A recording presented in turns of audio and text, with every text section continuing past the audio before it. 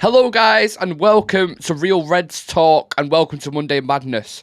So over the weekend I'm sure a lot of you guys have seen the footage of Richard Arnold speaking to some fans at his local pub about the issues at Manchester United. Now I'm going to give you my opinion on it in a moment, but there is a mixture of opinion within the fan base from what I've seen on Twitter and comments and all that kind of stuff. And basically there's two viewpoints on it, which, you know, it's either, you know, what Arnold's done with them fans is either really refreshing, honest and sincere, or people think it's tinned PR crap to take pressure off his back. Look, me personally, I can see both sides of the coin and have, you know, kind of reasons to believe either. I tend to lean towards the refreshing honesty because of the detail he went into. But before we get into that, I'm just going to give you a little bit of background on Richard Arnold, and just in case you're not aware of who he is, basically. So, excuse me. He is a British accountant who took over from Woodward to be a CEO of Manchester United. He's been at United since 2007. He went from group commercial director to group managing director, and then when Ed Woodward became CEO when David Gill left, he then put Arnold in charge of growing the brand and merchandise and opening offices in like New York and London and stuff like that. So yes, for anyone who cares, he made a world record sponsorship with deals with like Adidas and Chevrolet and stuff. So in that department, when it comes to like, you know, brand deals and marketing, it would seem, you know, he knows what he's doing. However, running a club the size of Manchester United is a completely different ballpark, let's be honest, especially with the current issues we have. However, you know, look, he's taken time out of his day to explain to fans what's going on, and this is exactly why I'm here. So, let's have a look at some of the stuff he's said. So, he got asked about buying players, his budget and all that kind of stuff. He had a little bit of a dig at Woodward and basically said, what, do you want me to buy the players? Do you not remember last time? Does that ring any bells? Which is, you know, basically saying Woodward fucked up in that department, and that's why the past 10 years your recruitment's just been absolutely shocking. So do you want me to do the same thing, or do you want me to delegate it to someone like Murta, who apparently has been working around the clock to get these deals done and has been working on the De Jong deal for a while, and he's trying to develop this reputation to be this sort of hard to bargain with, because our reputation over the last 10 years is just completely thrown out the window when you're making signings like we did with Harry Maguire, for example, 80 million, where we tried haggling, and we just like, yeah, you could just have 80 million. Other clubs are then looking at that deal and thinking, right, well, if they manage to squeeze £80 million for an average English centre-back, then what are we going to get for this player? You know, air quote, Frankie de Jong. So, Murta at the moment is trying to develop this sort of, not hard nut reputation, but just someone who's, you know, won't be taken as a mug, basically. Someone like Daniel Levy for Tottenham, everybody knows he's a great businessman. So, yeah, that's in hand at the minute. You've got Murta doing that, and Arnold's delegated, and he's changed a few positions up. And another position that he's changed up is something to do with social media. So the fans that were sat with him at the time, were having a conversation with him, they said, well, you need to look into the who's running the Twitter account, because it's abysmal, mate. Like, they're putting these training photos up when you've just been slapped 5-0 by Liverpool. They're all smiling, which is just going to antagonise fans. A lot of PR crap spinning, and he basically said, well, yeah, that's not going to happen anymore. We're going to move these guys on, that kind of thing. So, again, that's refreshing to hear. He's addressing the issues and he's getting rid of them. So, you kind of have to take it for face value there and say, look, he's doing his job to a certain extent. The other thing I want to talk about is that the leaks in the dressing room he's spoken about. He said 2 of the players who were leaking stuff have gone now. Now, obviously, everybody's, you know, if you look at the players that are left so far, we've got Mata, Matic, Pogba, Lingard. Anyone else left? I'm trying to think. I don't think there's many that are left, to be honest. I think they're the ones. Yeah, Lee Grant, maybe. So, when you look at them as a collective, you know, as 5 players, Mata, Lee Grant, Matic, Pogba, Lingard. Okay? I'm not assuming anything here. I'm not saying I don't want to jump the gun. But out of them players, who do you think was leaking stuff? Honestly, who do you think was leaking stuff? Who's the social media kind of guys who, you know, very heavy on that platform, very brand aware, might have links with certain journalists and stuff. I'm not trying to push it towards a decision, but for me, it was kind of obvious when I heard the names and it was like, well, two of them have left now. Pogba and Lingard, for me, that screamed out straight away because they were players who were unhappy. You had Lingard, who was constantly posting stuff about West Ham, so there's evidence there. He was always outside the stadium, flirting with the club. His brother putting stuff on social media like, oh, it's like he's in prison. He didn't get the right send-off. And, you know, maybe for some fans, they wanted to send off for Jesse. Maybe he deserved it. He's been at the club for a very long time. He scored important goals in FA Cup finals and stuff like that. So that side of it, I genuinely understand it with Jesse. But you can then flip the situation and say, well, Donny van der Beek, granted, he hasn't been at United as long, but he's been there for a couple of years. Never really got a proper opportunity, but kept his head down, worked hard and trained hard. And that is the professionalism. That should come with your contract that you sign. You shouldn't be going on social media slating the club or blah, blah, blah, regardless of the situation. That's just, like, footballers should be professional when dealing with anything at all. So, yeah, Lingard is... I think is one of them who was leaking stuff because he was just unhappy and he was thinking, you know what, when a journo asks me a specific question, I'm just going to say it because you kind of, what's the word I'm looking for? You want to backlash because you're so upset and angry with the club. And again, there's always two sides to the story.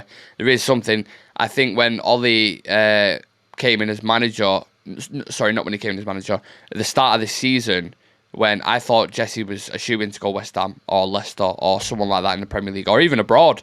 He could have done a job in Italy or Spain. I think he's an okay player. And then Ollie's like, no, I'm going to keep you. You're going to get game time, blah, blah, blah. Same thing he did with Donny van der Beek. It gets halfway through the season. He's had about 5 appearances, 6 appearances. Not really showing a lot, but at the start of the season, I think he scored a couple of goals. Looked okay. Looked like he maybe deserved a few starts. And then, obviously, everything happened with Ollie. A new manager comes in, Ragnick doesn't really rate him, and his attitude just goes stale from there on until the end of the season, pretty much. So, Jesse, I believe there's two sides to it. I'm not happy with him myself. I think he disrespected the club, and I think he's, in doing that, with what he was posting, he disrespecting the fans to a certain extent. So, I do believe, Jesse Lingard was one of them. I also think the TikTok he put on the other day was just a bit sour for me. Yeah, it just screamed what he was all about. It was all about his brand rather than what he's doing on the pitch. Because in reality, since that Crystal Palace goal or the little patch under Jose Mourinho, what has he done? He hasn't done a lot. So yeah, they're the guy. Paul Pogba's, it's another one. From the comments he was saying in his Pogumentary, I think it's called, about Mourinho, saying when he went on, I think it was training, I did like some heat, bloody hell, what's it called? When you go overseas to do some training, warm weather training or whatever it was, and Mourinho wasn't happy, he was putting pictures up with his wife or something. That's where that kind of feud started. And then ever since then, there's always been little things like Raiola coming out, saying certain things before the Leipzig game. I think it was a really important Champions League game. Again, another brand-aware person who seems to care a lot more about that side of it rather than what happens on the football pitch. Yeah, for me, I just put two and two together and thought, well, it's going to be Pogba and Lingard because I can't see Mata doing it. Mata's the most genuine player you could ever meet. Not meet, see, because I've never met him personally, but you can just tell the guy's very genuine. Matic doesn't strike me as the guy to kick up a fuss, especially when he was playing anyway and he was getting game time. So I can't see Nemanja Matic being that guy. And then Lee Grant, I'll try to say this in the nicest way I can, but he wasn't even in the team, and he was the most chill. He looked like the most chill person ever. He looked like he had the easiest job ever. You're trying to warming the keepers up before the game, and you're getting paid about 30 grand a week for it, 50 grand a week for it. So I can't see it being him. So surely it has to be Lingard and Pogba. Who else would it be? So yeah, Richard Arnold went on to say basically they both left the club. So them leaks, may not happen anymore unless anyone else decides to kick up a fuss. He got asked about the transfer budget as well, and he was saying like they've got cash to spend, and they also basically said we've had cash over the past 10 years and it's been burnt, absolutely burnt. He said I could take you into the training ground now and you couldn't tell me one thing it's been spent on. They have had money. They've had this. This is always the misconception with the Glazers, right? So any sort of Chelsea fan, Liverpool fan, City fan, any fan in the world will look at Manchester United and be like, they've give you the most money in Europe, mate. You've had 1.2 billion. Yes, they have, but they've had clowns running the club and allowed them to run free, maybe because of the commercial deals he was making. So because he was making a lot of money in the marketing section and the commercial side, brand deals, all that kind of stuff, they allowed the continuing of the club. As long as they got near top four, whether it was third or fit, like around that ballpark area, they was happy because they have that revenue stream then that's consistently coming in. They don't get, if they won the Premier League, they'd probably jump in and be like, yeah, we're happy, blah, blah, blah. Maybe it's a little bit more money for them. But in reality, if you was to offer the Glazers now Champions League football guaranteed for the next 10 years, but you don't win a Premier League, you don't win any other trophy, they'd probably take it because of the revenue. So cash has been burnt, cash has been spent. Don't get me wrong, it's just been spent so wrong for the past 10 years. So wrong, the recruitment. I could do a whole show about the recruitment at this club. So, yeah, that's the misconception. People always say you spent a lot of money, blah, blah, blah, but we haven't. I mean, we have, but we've spent it on stupid people and let clowns spend it, so that's irrelevant. They take dividends out. They took dividends out in January when it's like, in them situations where you kind of like, just read the room, mate. Just read the room because, we've had such a shit season. We didn't sign anyone in January, probably because they knew they was going to fuck Ragnick off anyway. And then they take about £11 million out in dividends. They take more dividends out than any other owner in the league. Any other owner in the league. And then there's another thing people will throw at you, say, well, it's Manchester United. They must make enough money. The potential we would have, right? Let me just talk to you there. The potential we would have to spend in the market if the Glazers didn't take out as much as they did would be astronomical, would be ridiculous. Now, it's kind of a double-edged sword because the reason why we're such a global brand is because, one is because of the fan base. That's, we've got a massive fan base globally. The second thing is that the sponsorship deals that come with it, which, Arnold himself would have made or whatever, brings in a lot of revenue, a lot of eyeballs on the club. But that's why I'm saying it's like a double-edged sword because it's just like, it's an absolute minefield at the club, an absolute minefield. And I think I speak for most fans when they want the Glazers out because it's just, I don't think anything can really change under this regime. Unless they go. Like, I really don't. I think you can put anyone in charge, but the issues will continue. They'll just keep taking cash out. They would do this now for the next, if they could live that long, for the next 100 years, if they could. If they just stayed floating in the top half of the table, they would take it because they're constantly making money off it. I know I've gone off into a little tangent about the Glazers here, but they shouldn't have been able to buy us anyway in debt. They bought like £500 million debt, and we're in like £600 million now. They haven't paid any of it off. We're in like more debt when they first bought us, and now all they have to do now is because the club's probably worth about £4 billion or whatever. All they have to do is just sit on it and say like, well, we'll actually get the £500 million back from selling the club because they've made like a 3.5 profit from it.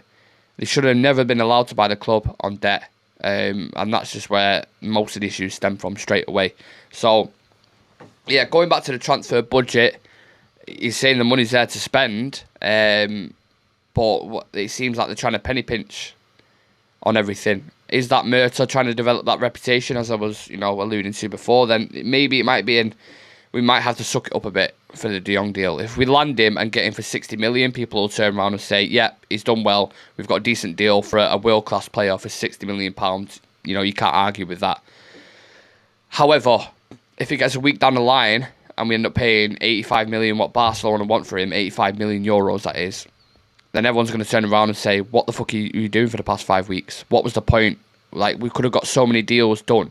We've got Yuri and Timber, who's just said basically staying at Ajax. So that's a deal gone that we could have been working on. But we put all our eggs in one basket with De Jong and then waited for that. And then, like a domino effect, the rest has kind of come after it. That hasn't worked. So the fans are only going to grow more and more frustrated as time goes on. We are kind of 6 weeks now, 5-6 weeks since Gerard Romero, whatever his name is. Sorry, I can't remember his name. The Spanish journalist who's very good when it comes to sources around Barcelona, has basically said it's 95% that De Jong will go to Manchester United. 6 weeks since that. 6 weeks. And we still haven't... We've put in a verbal bid, 60 plus 10, rejected. So now we're at, like, you got Basuma, who's just gone to Spurs. And they've signed, 3 other players, I think. You've got Liverpool who signed 3 players. You've got City signed Haaland, Kelvin Phillips, and Cucurella from Brighton, I think. You got Chelsea looking at Raheem Sterling, Jules Koundé, and we're still here trying to make this deal. So have things actually changed? Or where did the problems actually come from? This is the clarity that Richard Arnold was trying to provide, and it's give us it's a little bit, like I said, it's refreshing honesty, because when it's coming from the CEO's mouth, that's massive, because Woodward never done that. It's something he has never ever done. He's had the odd kind of clip in like the car park where he said like blah blah blah, but Richard Arnold took time out of his day, sat down with the fans and exposed the issues and said, this is what's gone on, blah blah blah, I weren't happy about it, we're trying to change it. I'm going to take that for face value, but actions speak louder than words. Were his answers genuine or were they PR trained? I guess we'll find out by the actions in the next 4 to 6 weeks, or maybe we'll sit there at the end of August, see who we've got, see how the first 5 games have gone, then we can really judge if what he was saying was true, if our recruitment has improved, if we're better at negotiating deals, if we're focusing more on the football, if we start developing Old Trafford training ground more, blah blah blah. It's going to take time for proof, but I'm willing to be patient if they're going to make a change. Ten Hag, be patient with him, because it's going to take a while for him to implement his philosophy, get the players playing to a certain style, and then getting his players in through the door like De Jong, Timber, Pau Torres, whoever it is he wants. Ultimately, the proof will be in the pudding by the end of August. And look, it's not too far away. We're 19th of June, 20th of June, is it? Sorry, yeah, 20th of June today. So we've got 40. It's about 50, 60 days until the window ends. Then we will see, truly, if we have made a change. And look, I hope we have, because as United fans, especially after last season, guys, like, how bad was it? It was such a terrible watch, honestly. If it was like a film, it'd get about 10% on Rotten Tomatoes. It was so bad. So we are hoping for change, but we've been in this situation before. We've had world-class managers come in like Louis van Gaal, Jose Mourinho, and it hasn't worked with them. So I am a little bit sceptical with most things running at the club at the minute, because we are a shambles. But look, we've got to start from somewhere, and maybe this is the basis of it. And yeah, let's see what happens with it. But thank you for tuning in. Thank you for listening. Really appreciate it. Make sure you check us out on socials. On TikTok, Insta, Twitter, wherever you want. Just type in Real Reds Talk. You should be able to find us. And click that subscribe button on the bottom right hand side of your screen and turn on the notification bell so you don't miss any shows at all. And we're going to go live if there's any breaking news or any of that stuff. The schedule is up, so if you want to see what content we've got coming this week, stuff like FIFA streams, news shows, transfer roundups, all that kind of stuff, just check it out on Instagram. You'll see what video is on what day. And yeah, is there anything else I'm missing? Pre-season's coming soon. In a couple of weeks, I believe. So obviously we'll have coverage for that, me and the lads. And yeah, I will see you in the next one. Thank you for tuning in again. Peace.